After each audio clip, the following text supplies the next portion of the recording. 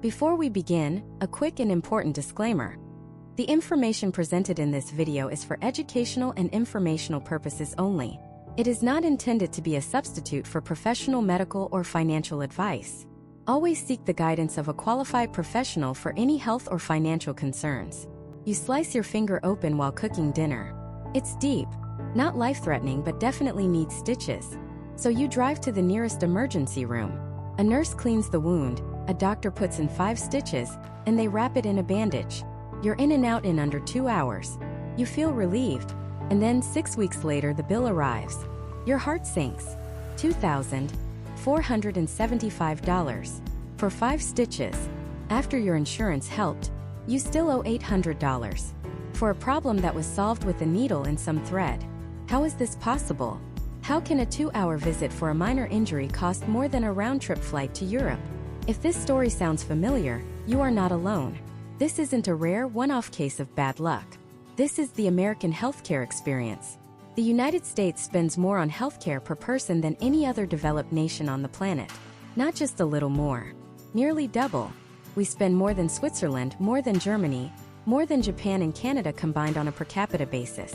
Yet, for all that spending, our health outcomes are often worse. We have a lower life expectancy, higher rates of chronic illness, and one of the highest infant mortality rates among wealthy nations. We are paying a premium price for a product that is, in many ways, underperforming. It's like paying for a brand new Ferrari and getting a 10-year-old sedan with a rattling engine. So what is going on? Why are we trapped in this paradox of paying the most to get less? That is the single most important question we are going to answer in this video. We are going to pull back the curtain on the labyrinth that is American healthcare. This isn't about politics or shouting matches. This is about economics. We're going to follow the money, untangle the incentives, and expose the hidden architecture that makes a simple air visit cost a fortune. By the end of this journey, you will understand the 5-headed dragon of healthcare costs. The insurance companies, the hospitals, the pharmaceutical giants, the doctors, and the role of the government. You'll finally understand not just that you're paying too much, but why. Now it's tempting to point a finger at a single villain, to say it's all the fault of greedy insurance companies or price-gouging drug manufacturers. And while there is plenty of blame to go around, the truth is far more complex and frankly far more interesting. The American healthcare system isn't a single broken machine. It's a collection of different machines, all built at different times with different purposes, that have been bolted together into a sprawling, inefficient, and unbelievably expensive contraption. And to understand the whole thing, we have to start with the part you interact with the most, your health insurance card. For most Americans, our health insurance is our ticket into the system. It's a shield we hope protects us from financial ruin. But it's also a key part of why everything is so expensive in the first place. Think about it. In what other area of your life do you purchase something without having any idea what it costs? When you buy a coffee, you see the price. When you buy a car, you negotiate the price. But when you get an MRI, you just hand over your card and pray. The price is a mystery, hidden behind a wall of codes, negotiations, and contracts between 2 massive entities. The hospital that provides the care and the insurance company that pays for it. You, the patient, are not the real customer. The insurance company is. You are just the product.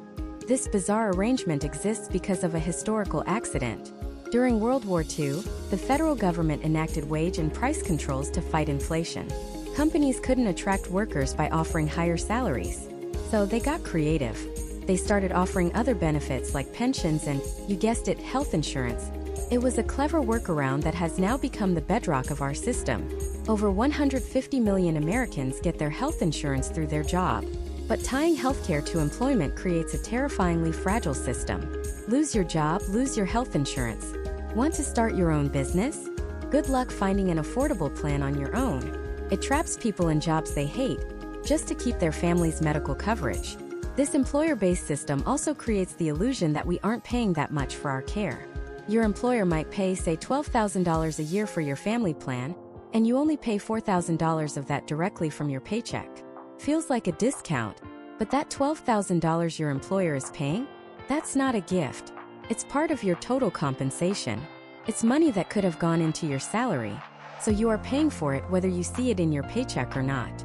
But the real magic trick, the one that causes so much confusion and so many surprise bills, is the concept of the network. Your insurance company doesn't just agree to pay any doctor or any hospital. They create an exclusive club, a preferred provider network. Doctors and hospitals in this club agree to give the insurance company a discount. In exchange, the insurance company sends its members, that's you, to them. It's like a VIP list. If you stay on the list and go to an in-network doctor, you pay the negotiated discounted rate. But if you accidentally wander off the list and see an out-of-network doctor, even if it's an anesthesiologist at an in-network hospital that you had no choice in selecting, the discounts vanish. The hospital can then charge you its full, imaginary, wildly inflated price. This is the source of countless nightmare medical bills. It's a system that punishes patients for not knowing the secret handshake. The insurance company then acts as a middleman, a gatekeeper. They don't set the sticker price of that 5-stitch ER visit. They just negotiate a discount off of it. Their entire business model is based on collecting more in premiums from you and your employer than they pay out in claims to doctors and hospitals. They are financial companies and their primary goal is profit, not your health. This creates a fundamental conflict of interest. Every dollar they pay for your care is a dollar that comes out of their profit. This is why they have entire departments dedicated to denying claims and complicated pre-authorization procedures, designed to make accessing care just difficult enough that some people will give up. So we have a system where the price is hidden, where your access to care is tied to your job, and where a powerful middleman has a direct incentive to deny you the very service you've paid for. It's a recipe for disaster. But here's the crucial part. The insurance company is only one piece of the puzzle. They are reacting to the prices they are charged by the people who actually provide the care. So if we really want to understand why that bill for 5 stitches was over $2,000, we have to go inside the hospitals themselves. We have to look at how they come up with these prices in the first place. And what we find is a bizarre, shadowy world of inflated charge masters, secret negotiations, and a pricing system that seems to be based more on fantasy than reality. Let's start with the hospital's master price list, a document known as the Chargemaster. Think of it as the ultimate sticker price for healthcare. It's a comprehensive line-item list of every single thing a hospital could possibly charge you for, from a single aspirin tablet to a complex open-heart surgery. And the prices on this list are astronomical. They are so wildly inflated, so disconnected from the actual cost of the service or product, that they almost feel like a joke. But the consequences are anything but funny. This document wasn't always a tool for financial warfare.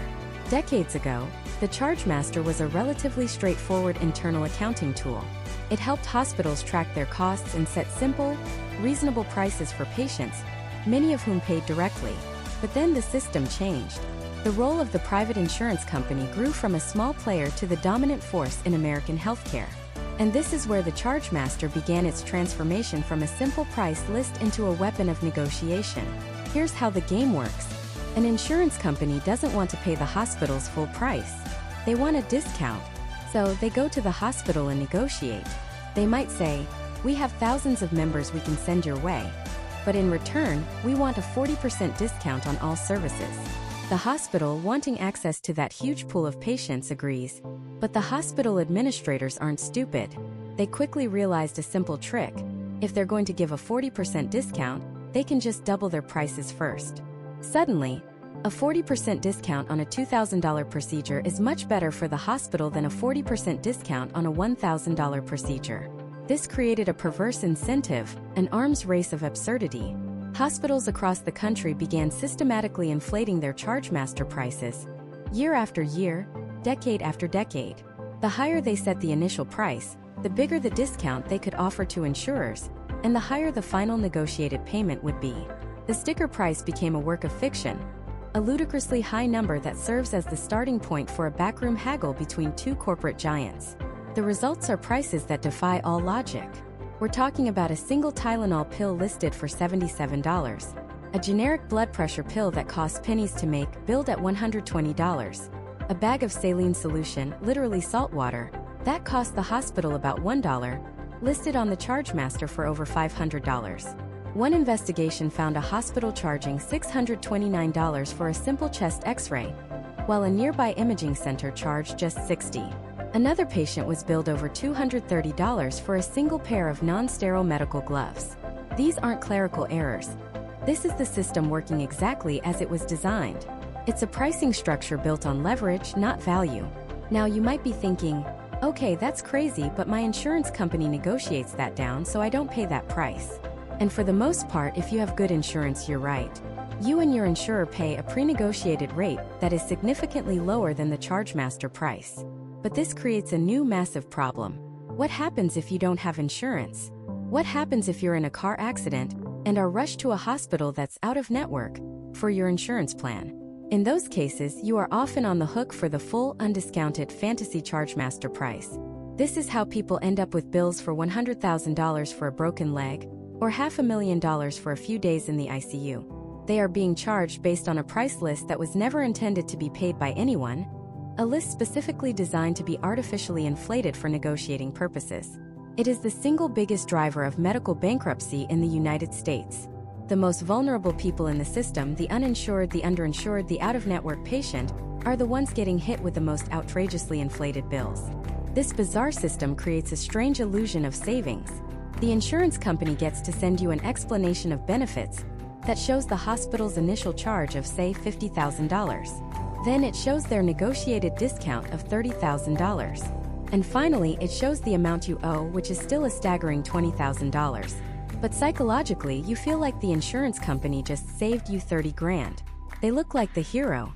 The hospital gets its inflated payment. The insurer gets to justify its high premiums by pointing to the huge discounts they provide, and everyone wins, except the patient. You're still paying a price that is likely many, many times the actual cost of the service provided, a price far higher than what anyone in another developed country would pay for the exact same care. In recent years, the government has tried to address this by forcing hospitals to make their chargemasters public. The idea was that price transparency would lead to competition and drive down costs. The result has been a spectacular failure. Go look up a hospital's Chargemaster online. What you'll find is not a user-friendly menu of prices. It's a massive, unsearchable spreadsheet with tens of thousands of rows, filled with cryptic billing codes, medical jargon, and prices that, as we've established, are meaningless. It's like trying to figure out the cost of a meal at a restaurant by looking at their raw food inventory spreadsheet. It's data without context, transparency without clarity. It gives the illusion of openness while changing absolutely nothing about the underlying game. So the Chargemaster is the first layer of the onion, a fictional inflated starting point. But the real cost, the price that most of us with insurance actually end up paying, is determined in the next stage of this process, the secret negotiations between hospitals and insurance companies. This is where the real power dynamics of American healthcare are on full display. It's a high-stakes battle between massive corporations that determines not just how much your next doctor's visit will cost, but which doctors you're even allowed to see. And what happens in these closed-door meetings is the key to understanding why your supposedly great insurance plan can still leave you with crippling debt. Imagine you're trying to buy a car. But there's a catch. You're not allowed to know the price. Not only that, the dealership has a secret, wildly inflated price list they call the Master Charge Sheet. On this list, a Toyota Camry costs $1.2 million. A set of floor mats is $25,000. This sounds insane, but this is almost exactly how American hospitals set their prices. What happens in those closed-door meetings between your insurance company and the hospital is a high-stakes negotiation that starts with that fake $1 million price tag. The hospital comes to the table with its official price list, a document known in the industry as the Chargemaster. This is a catalog of every single service, supply, and procedure a hospital can provide, with a price attached. And these prices are astronomical, bearing no relationship to the actual cost of the service. A single Tylenol pill might be listed at $50. A bag of saline solution that costs the hospital about $1 might be on the Chargemaster for $500. A routine blood test could be listed at $1,000. Now, almost nobody actually pays these fantasy prices. So why do they exist? They exist as a starting point for negotiation. The hospital sits down with Blue Cross or United Healthcare and says, "Look at our Chargemaster. Our official price for this knee surgery is $150,000. The insurance company, which represents hundreds of thousands of patients in the area, laughs and says, "That's absurd.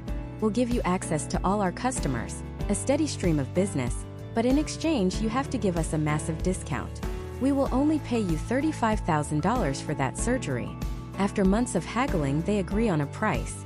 This new, secret price is called the negotiated rate, or the allowed amount. This is the real price of healthcare for people with that specific insurance plan. The collection of doctors and hospitals that agree to these secret prices becomes your insurance company's provider network. When you stay in network, you are protected by these pre-negotiated discounts. But this system creates a terrifying power dynamic that directly inflates your costs. Let's say you live in a city with 5 competing hospital systems, but only one dominant insurance company. That insurer has all the power. They can go to each hospital and say, "Accept our low rates, or we will cut you from our network." All our members will go to your competitor across the street. To avoid losing business, the hospitals are forced to accept lower and lower payments. This sounds good for you, but it often leads to hospitals cutting corners or trying to make up the difference in other ways. Now let's flip the scenario. Imagine a town with only one major hospital system. Maybe it's the only one with a top-tier cancer center or a level 1 trauma unit. This hospital is a must-have. The insurance companies have to include it in their networks, otherwise no one would buy their insurance plans. In this case, the hospital has all the leverage. They can demand sky-high negotiated rates, and the insurers have no choice but to pay. And when the insurer pays more, they pass those costs directly on to you and your employer through higher premiums, deductibles, and copays. This consolidation of hospital systems is one of the single biggest drivers of rising healthcare costs in the United States. A lack of competition means they can essentially name their price. The result is a bizarre and opaque system where the price of a service has nothing to do with its quality or its actual cost to perform. It's determined entirely by secret negotiations and market power. The exact same MRI on the exact same machine in the exact same city could have a negotiated rate of $500 for one insurance plan and $5,000 for another. And you, the patient, have virtually no way of knowing this price ahead of time. You can't shop around for the best deal on a hip replacement the way you can for a television. But this is where the system turns from merely expensive to downright predatory. What happens if you accidentally step outside this protected network? This is the out-of-network trap, and it's the source of so many horror stories. Let's say you have a heart attack. An ambulance rushes you to the nearest emergency room. You're stabilized and you find out later that thankfully the hospital itself was in your insurance network. But here's the twist you never saw coming. The emergency room physician who saved your life? She doesn't technically work for the hospital. She's part of an independent physician group that has its own separate contract. And that group, it turns out, does not have a contract with your insurance company. They are out of network. This means that doctor is not bound by any pre-negotiated rate. And since she's not, she is legally allowed to bill you the full, fake, Chargemaster price for her services. So a month later you get 2 bills. One from the hospital, which your insurance mostly covers, and a second, separate bill from the ER doctor for $20,000. Your insurance company looks at the bill and says, "Sorry, that doctor was out of network. We'll only pay what we would have paid an in-network doctor, which is $1,500. That leaves you, the patient who had no choice in the matter, on the hook for the remaining $18,500. This is called balance billing. And it's the landmine that can destroy your finances, even when you think you've done everything right. It happens all the time. You go to an in-network hospital for surgery, but the anesthesiologist who puts you to sleep is out of network. You have a baby at an in-network hospital, but the lab that runs your newborn's blood test is out of network. You never chose these providers. You often never even met them. Yet you are held financially responsible for the secret, backroom deals they failed to strike with your insurer.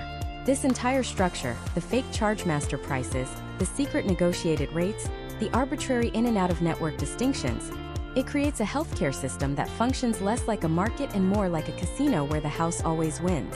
It's a system where the price is hidden, the rules are confusing, and a single unlucky roll of the dice can lead to financial ruin. So we have this insane shadow negotiation setting the price for a doctor's time and a hospital bed. But even that is just one piece of this incredibly complex puzzle.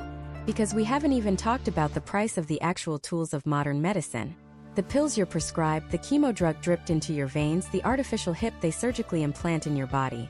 The cost of things. And when it comes to pricing those, the game is rigged in a completely different, and arguably even more infuriating way.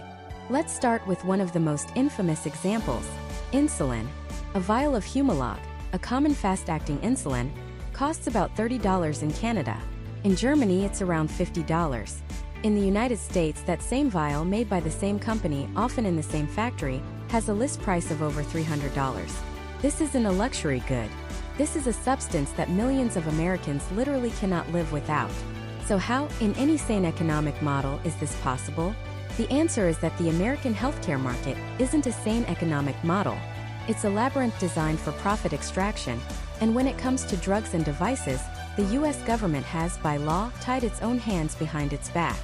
In nearly every other developed country, the government acts as a single massive buyer.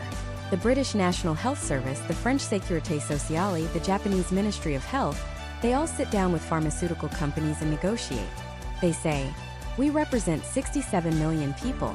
We want to buy your new cancer drug. Here is what we are willing to pay, based on its proven effectiveness compared to other treatments." If the drug company refuses, they risk losing access to an entire national market. It's the ultimate form of bulk purchasing, and it gives them immense leverage to drive down prices. Now, what happens in the United States? The single largest purchaser of prescription drugs in the country is Medicare, the government-funded insurance for seniors. You would think Medicare would have the most negotiating power on earth, but it doesn't. Because of a provision in the 2003 Medicare Part D law, the federal government is explicitly forbidden from negotiating drug prices directly with manufacturers. Let me repeat that because it is the single most important and most maddening fact in this entire discussion. The US government, the biggest drug buyer in the nation, is legally prohibited from negotiating the prices of most of those drugs. It's like sending a shopper to Costco with a blank check and a note that says, "I am not allowed to look at the price tags." Instead, Medicare prices are set through a chaotic, fragmented system of negotiations by hundreds of different private insurance plans, each with far less leverage than the government would have. The result is that the American taxpayer and the American senior pays whatever the drug companies decide to charge. This lack of negotiation is then supercharged by the US patent system. The idea behind a patent is simple and good. If you invent a new life-saving drug, you get a period of exclusivity, typically 20 years, to sell it without competition, allowing you to recoup your research and development costs. After that, generic manufacturers can enter the market, competition drives the price down, and society benefits.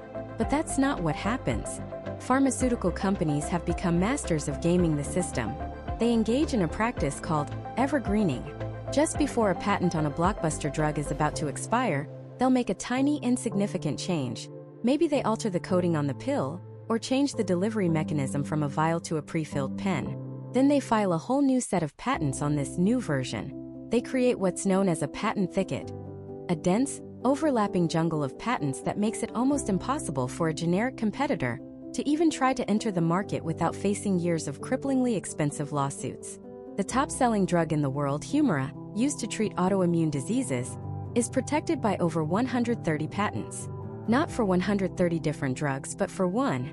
This extends their monopoly for decades beyond what was originally intended, keeping prices astronomically high.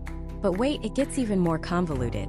There's a secret player in this game that most Americans have never even heard of: the Pharmacy Benefit Manager, or PBM. In theory, PBMs are middlemen hired by your insurance company to manage your prescription drug benefits and negotiate lower prices.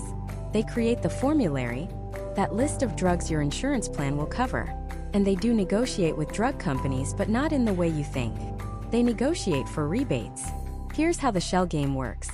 A drug company sets an absurdly high list price for a new drug, say $1,000 a month. The PBM then goes to the drug company and says, "If you want us to put your drug on our preferred list so millions of patients can access it, you need to give us a secret rebate." The drug company agrees to give the PBM a $400 rebate for every prescription filled. So, the insurance company technically only pays $600. But here's the catch. The PBM's fee is often calculated as a percentage of that rebate. So the PBM has a direct financial incentive to favor drugs with the highest possible list price and the biggest rebate, not the drug that is actually cheapest or most effective. It creates a perverse reality where a drug with a straightforward, honest price of $500 might get rejected from the formulary in favor of the $1,000 drug with the big, juicy rebate that benefits the middleman. And who gets stuck paying a copay or coinsurance based on that inflated $1,000 list price? You do. It's a shadow economy that adds billions in costs, and its entire existence depends on prices being opaque and artificially inflated. This same logic of opaque pricing and lack of competition applies to medical devices too. The artificial hip, the coronary stent, the surgical screw. When a surgeon is in the operating room, they aren't shopping for the best deal. They use the devices their hospital has a contract with, and neither the surgeon nor the patient has any idea what it costs. A single spinal screw can be billed to your insurance for over $1,000. That's for one screw. Why? Because the device manufacturers have immense market power, and the buyers, the hospitals, pass the cost directly on to the insurers, who then pass it on to you in the form of higher premiums and deductibles. The person actually using the product has zero say and zero information about its price. Now, the defense you will always hear from the pharmaceutical and medical device industry is that these high prices are the cost of innovation. They claim they need this revenue to fund the research and development for the next generation of miracle cures. And to be clear, R&D is incredibly risky and expensive. But this argument crumbles under scrutiny. First, many of the largest drug companies spend far more on marketing, advertising, and stock buybacks to enrich their shareholders than they do on R&D. We are bombarded with ads for drugs we can't even buy without a doctor's permission for a reason. Second, a huge amount of the foundational, groundbreaking research that leads to new drugs isn't done by these companies in the first place. It's done in university labs and government institutions, funded by you, the American taxpayer, through agencies like the National Institutes of Health. The pharmaceutical company often swoops in later to license the discovery, run the clinical trials, and market the final product. The argument that the US has to overpay to subsidize innovation for the rest of the world is a myth. The reality is that the rest of the world has simply refused to be taken advantage of. They have systems of price control and negotiation that ensure their citizens get a fair price. The US does not. It's not that we're funding the world's R&D, it's that pharmaceutical companies charge what the market will bear, and the American market, thanks to a series of deliberate policy choices, has been structured to bear an astronomical burden. So we have a system where providers can charge inflated, arbitrary prices for their services, and drug and device companies can charge monopolistic, world-high prices for their products. But isn't there a final gatekeeper? A powerful industry whose entire business model is supposed to be managing these costs and protecting us from financial ruin? What about the health insurance companies? Well, their role in this story is perhaps the most misunderstood of all. On the surface, their job seems simple. You pay them a monthly premium, and in exchange they pay your medical bills when you get sick. They're the financial shock absorber, the buffer between you and a catastrophic expense. The common narrative is that they are simply middlemen, taking a slice of the pie for administrative work and profit, and that slice is what drives up costs. And while they certainly do take their slice, this view is dangerously simplistic. It misses the fundamental way insurance companies don't just participate in the market, they actively shape it.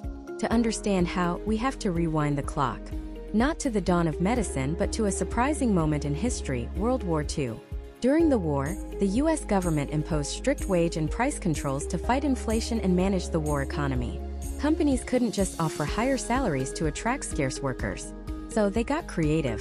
In 1943, the War Labor Board ruled that contributions to employee insurance plans were not wages, and therefore weren't subject to the wartime controls. It was a loophole. Suddenly, companies that couldn't offer a pay raise could offer a fantastic new perk: health insurance. Then in 1954, the IRS made employer-sponsored health insurance premiums tax-deductible for the employer and tax-free for the employee. That sealed the deal. A historical accident, a clever tax loophole, became the bedrock of American healthcare financing. This decision had a profound, system-altering consequence. It invisibly tethered our health to our job. But more importantly, it inserted a third party, the insurer paid for by an employer, squarely between the patient and the doctor. You were no longer the direct customer of your doctor. Your employer and their chosen insurance company were. This created a layer of abstraction, a distance from the true cost of care. When you go to the doctor, you don't pay the full price, you pay a small copay. The rest of the bill, the vast, unseen majority, is handled by the insurer. This disconnect from price is the fertile ground in which high costs grow. Because when you aren't paying the full price, you're less sensitive to it. And the people providing the service know this. This sets the stage for the real engine of high costs, the payment model. The dominant model in the United States is something called fee-for-service. The name says it all. For every single service a doctor or hospital provides, every blood test, every MRI scan, every consultation, every stitch, every single pill administered in a hospital, they send a bill to the insurance company for that specific service. The more they do, the more they bill. The more they bill, the more they get paid. This is the original sin of American healthcare economics. It creates a powerful, deeply embedded financial incentive for volume of care, not value or outcomes. Imagine going to a restaurant where the chef gets paid more for every single ingredient they use in your meal. You wouldn't get a simple, elegant dish. You'd get a mountain of everything in the kitchen, whether it made the meal better or not.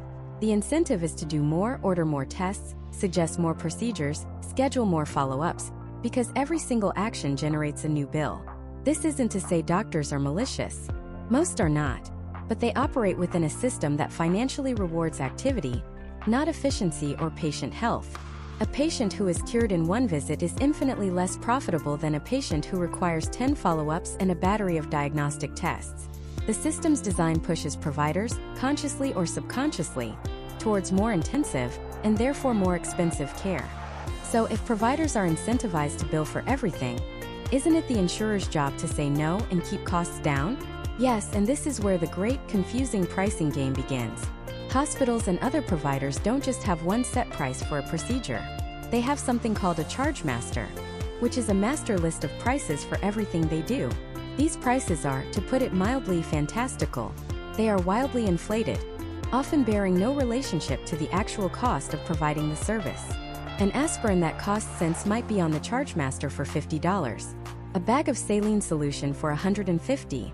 No one, especially not a big insurance company, actually pays these Chargemaster prices. Instead, the insurer uses its power, the promise of sending millions of patients to that hospital, to negotiate a discount. They sit down with the hospital and say, "We won't pay your list prices. We will only pay this much lower, secret, negotiated rate." This creates a bizarre shadow economy. Every insurance company negotiates a different secret rate with every single hospital and doctor group. A Blue Cross Blue Shield patient might have their knee surgery cost $10,000 at a hospital, while a United Healthcare patient having the exact same surgery, by the same doctor in the same room, might have it cost $15,000. And an uninsured person? They might get stuck with the absurd Chargemaster price of $50,000. This is why your in-network providers are cheaper. They're the ones who have agreed to your insurer's secret prices. This entire system lacks any transparency. It's a complex web of secret deals and leverage. But here is the single most counterintuitive, most maddening piece of the entire puzzle. You would think that despite this crazy system, the insurance company's ultimate goal is to keep those negotiated prices as low as possible, to pay out as little as they can. That's how they make a profit, right? By taking in more in premiums than they pay out in claims. But a provision in the Affordable Care Act, a rule that was designed with the best of intentions to protect consumers, ended up pouring gasoline on this fire. It's called the Medical Loss Ratio, or MLR. This rule dictates that insurance companies must spend at least 80 to 85% of the money they collect in premiums on actual medical care and quality improvement activities. The remaining 15 to 20% can be used for administration, marketing, and, of course, profit. Now, on the surface, this sounds like a great consumer protection law. It caps the insurer's profits and prevents them from just pocketing all your premium money. But think about the incentive it creates. If your profit is legally capped as a percentage of your costs, how do you increase your total profit? You can't increase the percentage. The only way is to increase the total dollar amount that the percentage is based on. In one of the most spectacular examples of unintended consequences in modern policy, the law accidentally incentivized insurers to want total healthcare spending to be more expensive. Let's use simple numbers. If an insurance company processes $1 billion in medical claims, under the 80-20 rule, they can make up to $200 million. But what if they negotiate prices and approve procedures that lead to a total of $2 billion in medical claims? Now, their 20% slice of that much larger pie is $400 million. Their profits double. They don't make more money by being tough negotiators and saving money. They make more money when the total cost of healthcare goes up. They are transformed from fierce gatekeepers into financial partners with the hospitals. Their role shifts from minimizing costs to simply managing and processing an ever-increasing flow of money, from which they are legally entitled to skim their percentage. So the insurers are locked in a system that financially rewards higher overall spending. They are playing a game, but the rules are written to make the score go up for everyone except you. But they're only one side of the negotiation. Who are they negotiating with? And how did the other side of the table, the hospitals and provider networks, become such formidable financial powerhouses in their own right, capable of commanding these prices in the first place? To understand that, we have to rewind the clock. Picture the American hospital of the mid-20th century.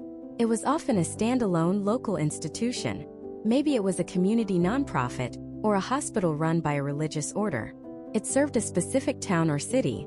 The landscape was fragmented, made up of thousands of independent providers. But starting in the late 20th century, and accelerating dramatically in the last 20 years, a profound transformation began. A wave of consolidation swept through the industry. Small, independent hospitals, struggling with rising technology costs and complex regulations, became easy targets for acquisition. Larger, regional hospital systems began buying them up one by one. Then those regional systems began merging with each other, creating sprawling, multi-state behemoths. Think of it like the banking industry. We went from a nation of small local community banks to a handful of colossal, too big to fail financial institutions. The exact same thing happened in healthcare. Today, in most major metropolitan areas in the United States, the market for hospital care isn't a market at all. It's an oligopoly dominated by 2 or 3 massive health systems. In some cities, it's a flat-out monopoly. This consolidation was often justified in the name of efficiency and economies of scale. And while there can be some truth to that, the primary undeniable result was a massive increase in market power. Now let's go back to that negotiating table. On one side, you have Blue Cross Blue Shield of a particular state.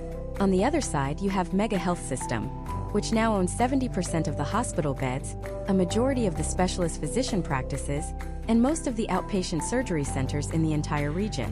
What happens when the insurance company plays hardball? What happens if they say, "Your prices are too high. We won't accept your terms"? The hospital system can simply say, "Fine, we'll go out of network." For the insurer, this is a death sentence.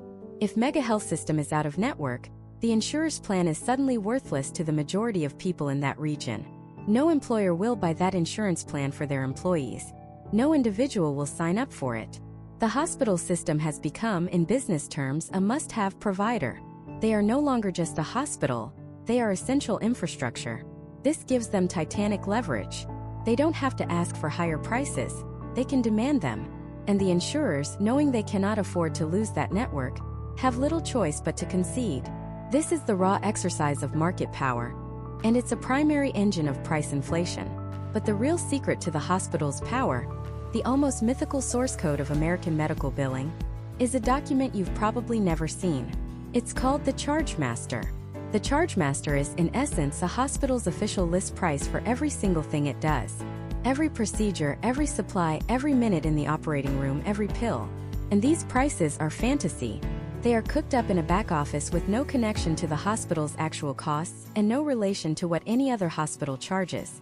They are wildly, astronomically inflated. We're talking about numbers that would be laughable if they weren't so destructive. A single Tylenol pill might be listed on the Chargemaster for $75. A bag of saline 4 fluid, which costs about $1 to produce, could be on the list for $550. A box of tissues? That'll be $30. It's a document of pure fiction. A strategic starting point designed to be as high as humanly possible. Why? Because this fictional number is the anchor for every negotiation. When the hospital system sits down with the insurance company, they don't start from their actual cost. They start from the Chargemaster price. The insurer then negotiates a discount off that absurd number. So the insurer gets to go to their customers and say, "Look what a great job we did. We got you an 80% discount on your hospital bill." But an 80% discount on a price that was inflated by 5,000% is still an obscene price. It's a carefully choreographed dance where the hospital lists a fantasy price.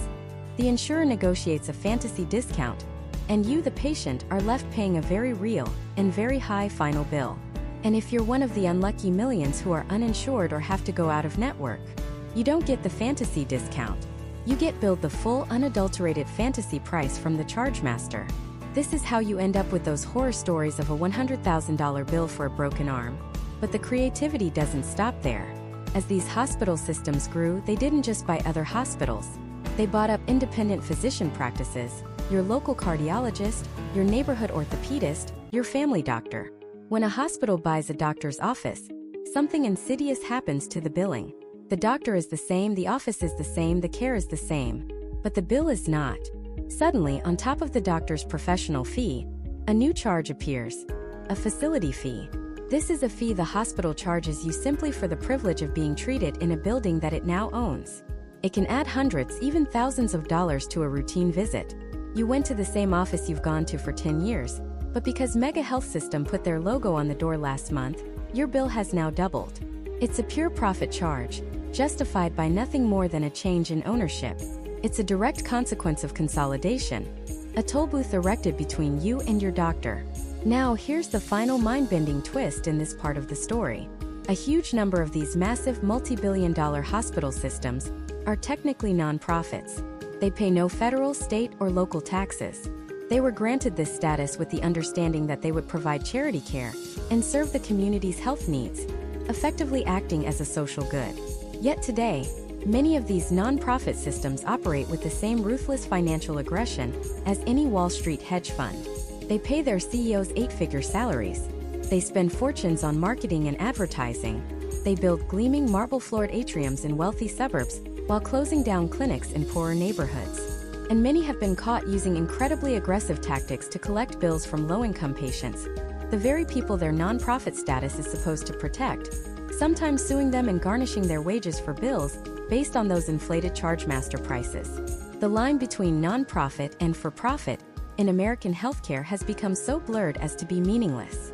What we have is a system of tax-exempt corporations that have amassed enormous market power through consolidation, allowing them to dictate prices to insurers, invent charges out of thin air, and pass the exorbitant costs on to everyone else. They are the other titan at the negotiating table, a formidable and often untouchable power. So we have these two colossal forces, the consolidated insurance industry and the consolidated hospital industry, locked in a high-stakes negotiation. It's a battle of giants, fought with fictional price lists and market leverage. But both sides know that no matter who wins the negotiation, the bill will ultimately be paid by the same people, employers and you. The system is perfectly designed to pass the costs downward. But hospitals and insurers are only two parts of the equation. What about the cost of the actual stuff used in medicine? The pills, the pacemakers, the MRI machines, the cancer drugs that cost more than a house? To understand that, we have to look at the manufacturers, the pharmaceutical and medical device industries, who have built a fortress of profitability that makes even the hospitals and insurers look on with envy. This fortress of profitability is built on one of the most powerful and cherished ideas in the American ethos: innovation. The argument goes like this: developing a new life-saving drug or a revolutionary medical device is incredibly risky, time-consuming, and astronomically expensive. For every one successful drug that makes it to market, thousands of compounds fail in a lab or in clinical trials. The cost of those failures, we're told, has to be baked into the price of the one success. A single new drug can cost over $1 billion and take more than a decade to bring from concept to your local pharmacy. So that $300,000 a year cancer treatment isn't just paying for itself. It's paying for the 9 other cancer drugs from that company that didn't work. It's a compelling argument. It paints a picture of brilliant scientists in white lab coats, toiling away for humanity's benefit, funded by a system that rewards their world-changing breakthroughs. And to be clear, there is truth to it. Research and development is a massive, necessary expense. But it is only one chapter in a much, much longer book. The real story begins when you ask a simple question. If these companies are spending so much on R&D, what else are they spending money on? The answer is marketing and lobbying. In fact, study after study has shown that many major pharmaceutical companies spend significantly more on marketing and advertising than they do on research and development. Sometimes almost double. Think about that. More money is spent convincing you and your doctor to use a drug than was spent creating it. The United States is one of only 2 countries in the entire world where you can see a television commercial for a prescription drug. Ask your doctor if Ozempic is right for you. Don't let moderate to severe plaque psoriasis stop you. These ads don't just sell a product.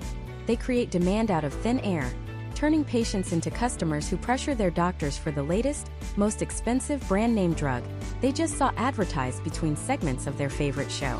This direct-to-consumer advertising blitz costs billions, and that cost is passed directly onto the consumer in the form of higher drug prices. But the marketing budget is just fuel for the fire. The engine of pharmaceutical profitability is the United States patent system. When a company develops a new drug, it's granted a patent, which typically gives them 20 years of exclusive rights. For 2 decades, no one else can legally produce or sell that drug. It is a government-granted monopoly. During that time, the company can set whatever price the market will bear. There are no checks, no balances, no price controls. If they decide a pill costs $1 or $1,000, that is their right.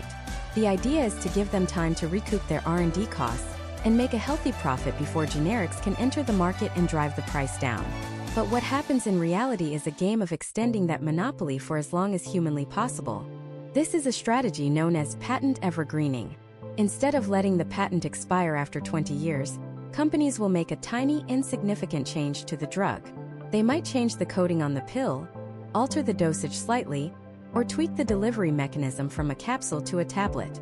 They then file for a whole new set of patents on this new invention, blocking generic competition for years, or even decades longer. It's called building a patent thicket. The drug Humira, one of the best-selling drugs of all time, is the poster child for this. Its core patent expired in 2016, but its manufacturer AbbVie built a wall of over 130 additional patents around it, covering everything from the manufacturing process to a specific formulation. This legal fortress successfully kept any lower-cost generic versions off the U.S. market until 2023, 7 years after the main patent expired, earning the company over $100 billion in additional U.S. sales. This isn't innovation. It's legal and financial engineering designed to keep prices artificially high. So you have massive marketing budgets creating demand, and a patent system that allows for ironclad monopolies. But there's a third, uniquely American ingredient that makes this recipe so incredibly expensive, and it's arguably the most important one of all. The United States government, the single largest purchaser of prescription drugs in the country through Medicare, is legally forbidden from negotiating prices with drug manufacturers. Let me repeat that because it is the absolute crux of the issue. The biggest customer in the room, with the buying power of over 60 million people, is not allowed to ask for a discount. This is due to a provision in the 2003 law that created Medicare Part D, the prescription drug benefit. It contains a non-interference clause, which explicitly states that the government cannot negotiate directly with drug companies for lower prices. Imagine going to a car dealership to buy a fleet of 60 million cars, but a law says you are not allowed to haggle. You must pay whatever sticker price the dealership puts on the window. That is precisely the situation the US government is in. Every other developed nation on Earth does the opposite. Countries like the United Kingdom, Germany, and Canada have national bodies that negotiate with drug companies. They look at a new drug, assess how effective it is compared to existing treatments, and then negotiate a price they deem fair. If the company refuses, the country might refuse to cover the drug.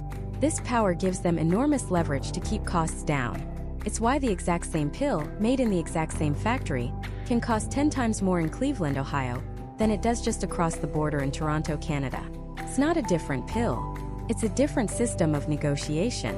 Ironically, the one U.S. government agency that is allowed to negotiate prices, the Department of Veterans Affairs, pays dramatically less for drugs than Medicare does, often less than half. The VA has a formulary, it leverages its buying power, and it secures massive discounts. The system works, but it's been deliberately walled off from the larger population. This same logic of monopoly power and a lack of price negotiation extends to the world of medical devices.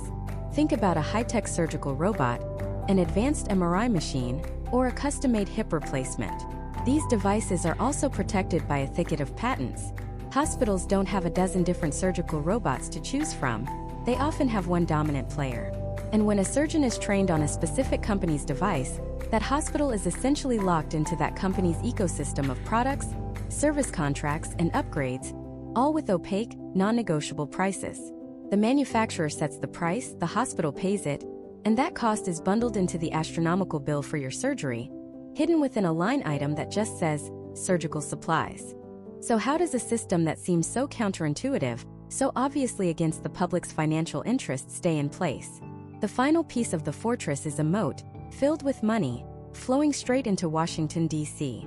The pharmaceutical and health products industry is, year after year, the single biggest spender on lobbying in the United States. They spend more than the oil and gas industry, more than the defense industry, more than Wall Street.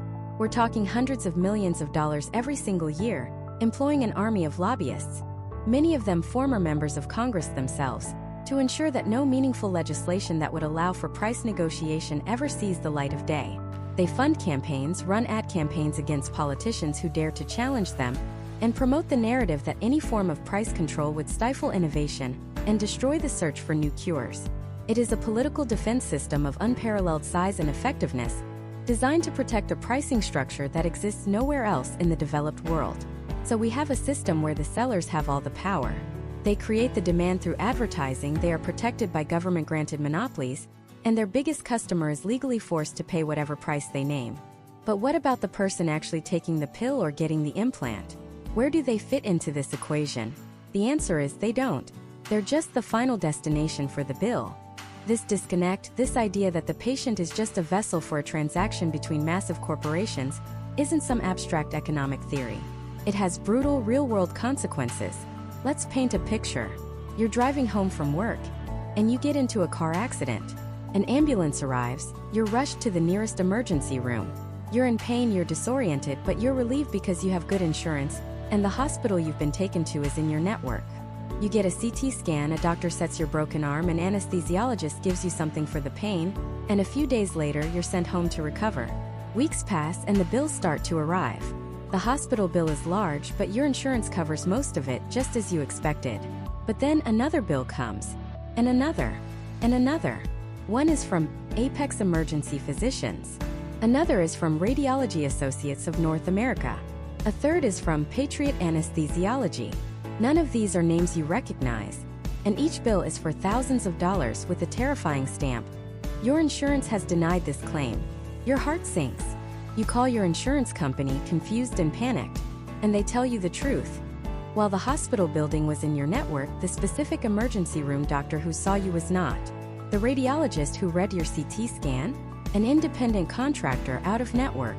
The anesthesiologist who was on call that day? You guessed it, out of network.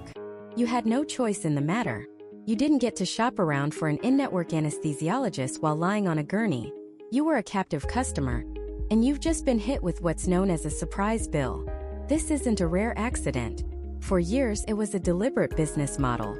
Private equity firms would buy up physician practices, especially in specialties like anesthesiology, radiology, and emergency medicine, where patients have zero choice, and then pull those doctors out of all insurance networks.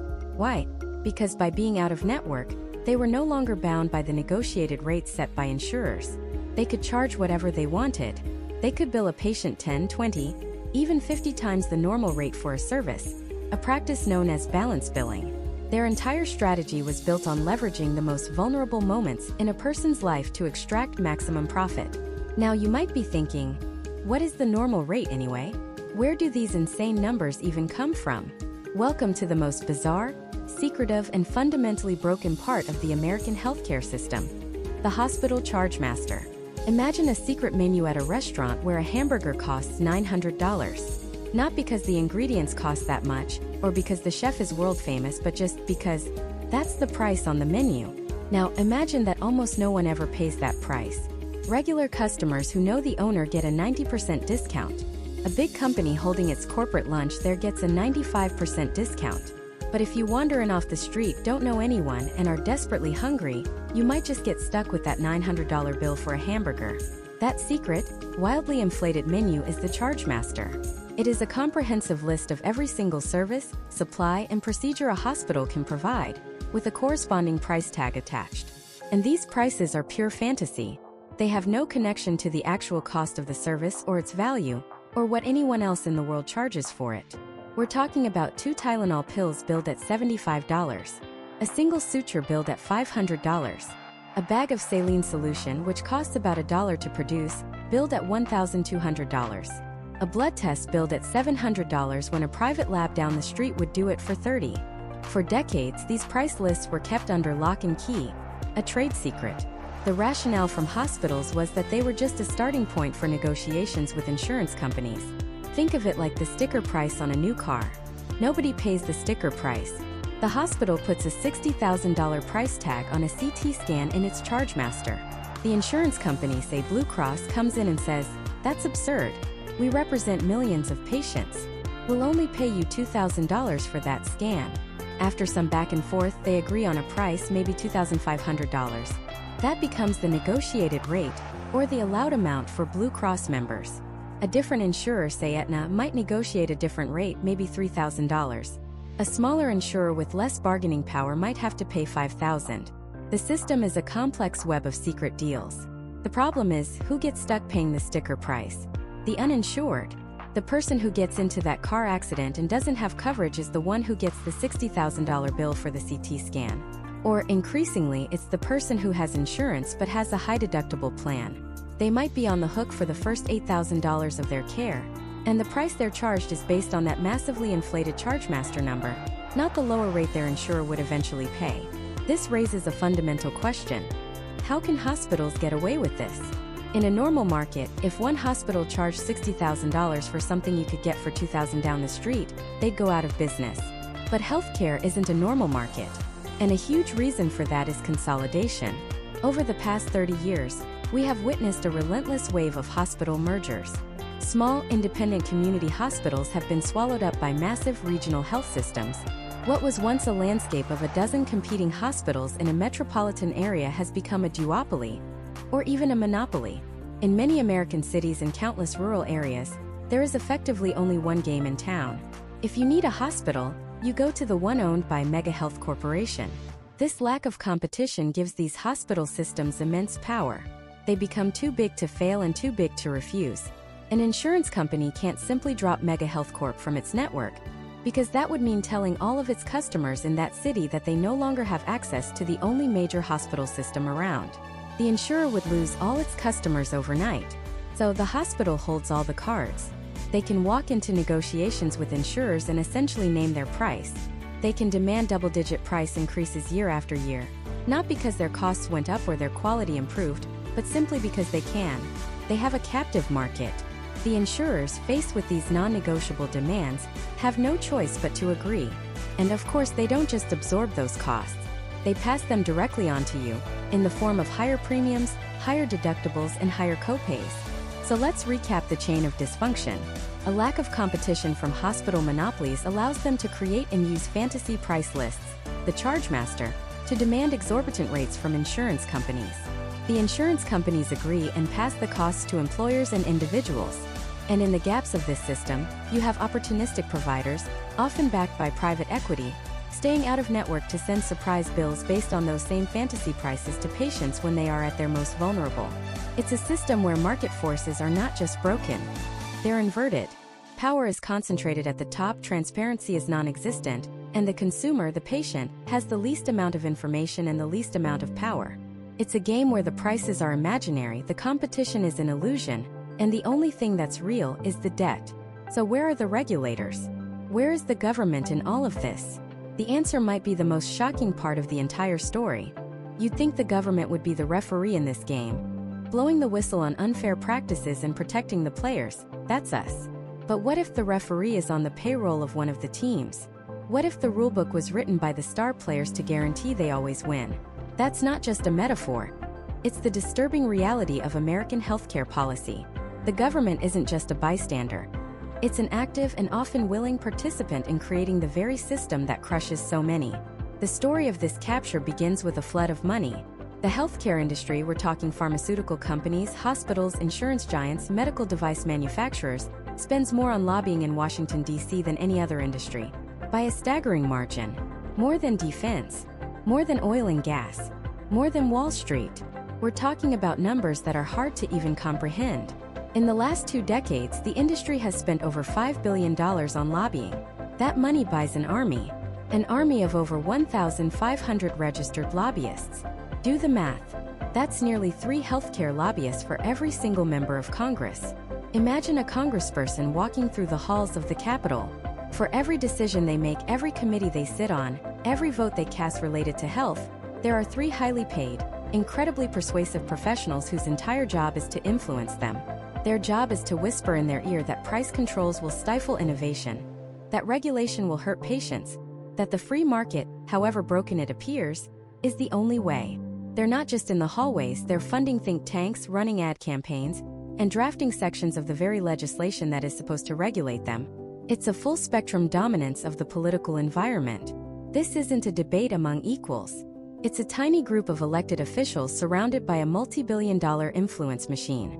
And if you want to see the devastating result of this influence, You only need to look at one of the most consequential pieces of healthcare legislation in modern history: the Medicare Prescription Drug Improvement and Modernization Act of 2003. This was the law that created Medicare Part D, the program that helps seniors pay for prescription drugs. It sounds great, right? A noble goal.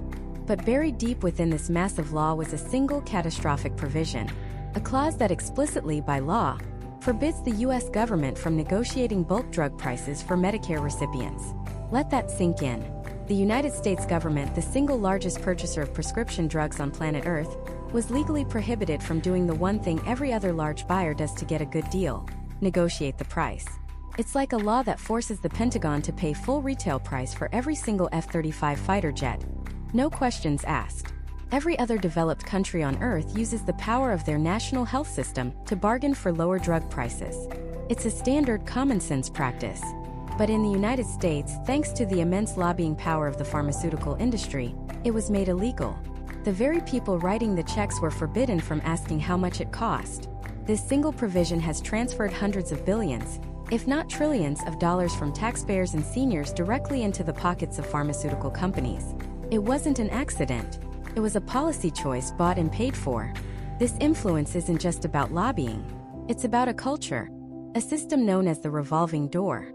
A top staffer on the Senate Finance Committee, the committee that writes tax and health law, spends years working on drug pricing policy. When they leave their government job, where do they go? Often, they walk through a revolving door and take a seven-figure job as a top executive or lobbyist for a pharmaceutical giant. The same people who were supposed to be regulating the industry are now being paid millions by that industry for their connections, their inside knowledge, and their influence. This happens in reverse too. A pharmaceutical CEO is appointed to a high-level position in the Department of Health and Human Services. The lines between regulator and regulated become so hopelessly blurred that they cease to exist. It creates a shared culture, a shared set of assumptions where what's good for the industry is seen as what's good for America. It ensures that any radical transformative ideas for fixing the system are dead on arrival, dismissed as naive or unworkable by the very people who benefit from the status quo. And then there's the fuel that powers this entire machine: campaign contributions. Running for office in America is astronomically expensive, and healthcare companies are some of the most generous donors, pouring hundreds of millions of dollars into the campaign coffers of both Democrats and Republicans. This isn't about ideology. It's about investment. They are buying access, and more importantly, they are buying inaction. They are ensuring that no matter who is in power, the fundamental profit-driven structure of the system remains untouched. Politicians know that if they push for truly radical reform, like a public health insurance option or aggressive drug price negotiation, that torrent of money will not only dry up for them, but it will be redirected to fund their political opponents. It's a form of political blackmail, played out in broad daylight. Even the landmark Affordable Care Act, or Obamacare, was a product of this reality. To get the law passed, a deal was struck. The insurance and pharmaceutical industries agreed to support the bill, but only after they secured major concessions. The final law did not include a public option, a government-run insurance plan that would have competed with private insurers and driven down prices. It also left the ban on Medicare drug price negotiation firmly in place. The result?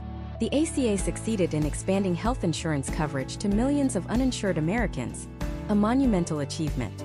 But it did so by forcing those millions of new customers to buy a product from the same private insurance companies at the same inflated prices, funded by government subsidies. It was a massive expansion of the customer base for the very industries that made the system so expensive in the first place. It treated the symptom, being uninsured, without curing the underlying disease, the exorbitant cost. So the government isn't the referee. In many ways, it's become the facilitator.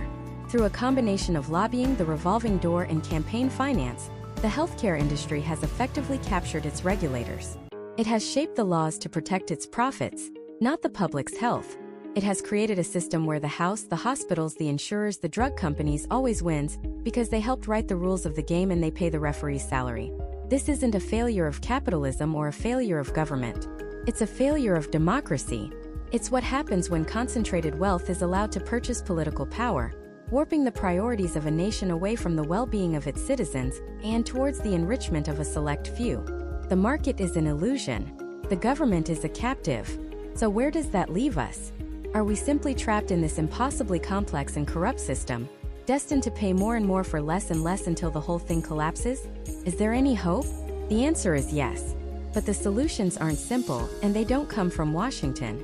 They come from looking at how the rest of the world does it, and from understanding the power we still have, even in a system that feels designed to make us feel powerless. So let's talk about that power. It starts by shattering the myth that the American system, in its current form, is the only way. It isn't. Not by a long shot. Look at Germany. They use a social insurance model. Everyone is required to have health insurance, but they can get it from over 100 different private, non-profit sickness funds. The funds compete on service, not on trying to deny you care. And the prices for services, they're not a mystery. They're negotiated nationally between doctors and the insurance funds. It's a market, but it's a market with clear rules and a price list. Imagine that. Or look at Switzerland, a country obsessed with free market principles. They also have a universal mandate. Insurance is private, but it's heavily regulated. Insurers can't deny you for pre-existing conditions, and they can't make a profit on basic coverage. Their profit comes from supplemental plans. It's a system that harnesses private industry but forces it to serve a public good. Then you have countries like Canada or the United Kingdom with single-payer systems. The government is the primary insurer, funded by taxes. It's simpler, it cuts out the massive administrative waste of our multi-payer system, and it has immense bargaining power to control costs. Now, are these systems perfect? Absolutely not. They have issues with wait times for certain procedures, but their citizens don't go bankrupt from getting sick. They don't have to crowdfund for insulin. They live longer, healthier lives for a fraction of what we pay. The point isn't to just copy-paste one of these models. America is different, but the common threads are undeniable. They all ensure everyone is covered, they all regulate the market to control prices, and they all treat healthcare as a right, not a luxury. They've decided that the health of their people is a public investment, not just a private expense. So what could an American solution look like? It doesn't have to be a government takeover. It could start with the one thing that every true market needs: transparency. Right now, healthcare is the only thing you buy with no idea what it costs. You wouldn't buy a car that way. You wouldn't order a meal that way. Why do we accept it for a life-saving surgery? Imagine a world where hospitals were legally required to post a cash price for an MRI, a hip replacement, a blood test, right next to the prices of their competitors. The price gouging would become so obvious, so shameful, it would be impossible to sustain. Patients could shop around. Competition would actually mean something. Next, we have to sever the chains that tie health insurance to employment. This is a bizarre accident of history from World War II price controls that has morphed into a monstrous system of control. It stifles entrepreneurship. How many people are stuck in jobs they hate just for the health benefits? How many brilliant ideas never become businesses because the founder can't risk losing coverage for their family? This system traps us. The solution is creating a stable, affordable, independent marketplace. Whether it's a robust public option that anyone can buy into, or a heavily regulated private market like Switzerland's. Your health should not depend on your boss. And we have to talk about drug prices. It is absolute insanity that the United States government, the single largest purchaser of pharmaceuticals in the world, is legally forbidden from negotiating bulk discounts for Medicare. Every other developed country does this. It's basic business sense. Allowing Medicare to negotiate would not only save taxpayers hundreds of billions of dollars, it would set a price benchmark that would ripple through the entire private market. We pay more for the exact same pill, made in the exact same factory, for no other reason than our system allows it. But the biggest, most profound shift we need to make is moving from a system of sick care to a system of health care. Our entire model is reactive. We wait for people to get catastrophically ill, and then we pay a fortune for heroic last-minute interventions. We spend $1 million on a heart transplant but refuse to spend $1,000 on the preventative care, the nutrition counseling, and the lifestyle support that could have prevented the heart from failing in the first place. It is economically irrational and morally bankrupt. We need to realign the incentives.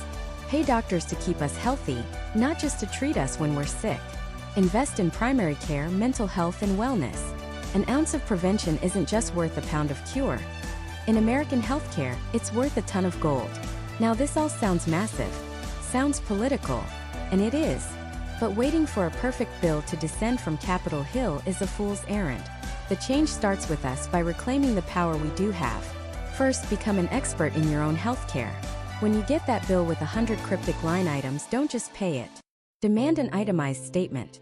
Scrutinize every single charge. You will be shocked at what you find: the $600 Tylenol, the charge for a procedure you never had. Hospitals know that most people are too intimidated or exhausted to fight. When you fight, you often win. There are entire communities online dedicated to helping people decipher and dispute their medical bills. Use them. Second, start asking the forbidden question. What does this cost? Ask your doctor. Ask the hospital administrator. The first few times they might not have an answer. They might look at you like you have 3 heads. But the more of us who ask, the more pressure we create. We are consumers in this market, and it's time we started acting like it. Demanding to know the price is the first step toward creating a system where prices have to be justifiable. Third, and most importantly, we have to make this a primary political issue, divorced from left versus right dogma. It doesn't matter what party a politician belongs to. Ask them one simple question. What is your specific, actionable plan to lower the cost of healthcare and insurance for my family? Don't accept vague platitudes about access or choice. Demand specifics on price transparency, drug negotiation, and decoupling insurance from employment. Make it clear that your vote depends on a real answer, not a talking point. This isn't a partisan issue. It's a survival issue. Because in the end, this isn't just a debate about economics and policy. It's about the kind of country we want to live in. Is it a country where a single diagnosis can destroy a family's future? Where your job dictates your ability to see a doctor? Where the fear of a medical bill is a constant, humming anxiety in the back of everyone's mind? Or is it a country where we can live with a little less fear? A country where entrepreneurs can take risks, where people can change careers, and where retirement is a reward for a life of work, not a gamble with your health. This is not a question of affordability. We are already the richest country in the world, and we already pay more than enough to cover everyone. This is a question of our values. The current system is a choice.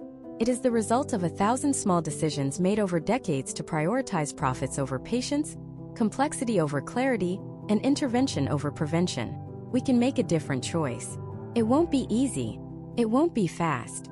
But it starts by understanding how this labyrinth was built, and by realizing that we, the people who are forced to navigate it, hold the map and the compass.